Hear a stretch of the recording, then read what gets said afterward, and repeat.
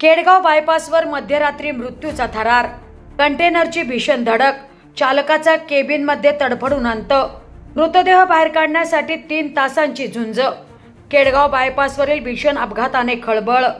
Kedgaon bypass रोडवरील टोलनाका परिसरातून एक अत्यंत धक्कादायक आणि अंगावर काटा आणणारी घटना समोर आली. मध्यरात्री झालेल्या भीषण अपघातात एका कंटेनर चालकाचा केबिनमध्ये अडकून तडफडत मृत्यू झाला. धडक इतकी भीषण होती की कंटेनरचा पुढील भाग अक्षरशः चुराडा झाला. मिळालेल्या माहितीनुसार 6 तारखेच्या मध्यरात्री सुमारे 1:30 वाजण्याच्या सुमारास MIDCच्या दिशेने जाणारा कंटेनर केडगाव बायपास मार्गावरून जात होता.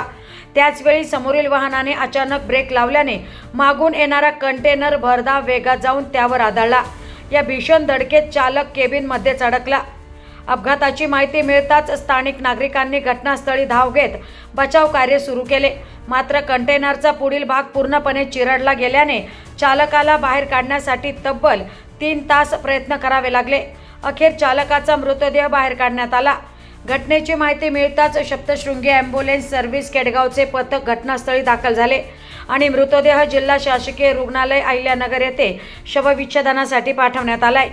या भीषण अपघातामुळे केडगाव बायपासवरील वाहतूक काही काळ ठप्प झाली होती. या घटनेमुळे पुन्हा एकदा भरधाव वेग आणि सुरक्षित अंतर न राखण्याच्या गंभीर परिणामांवर प्रश्नचिन्ह उपस्थित झाले आहेत.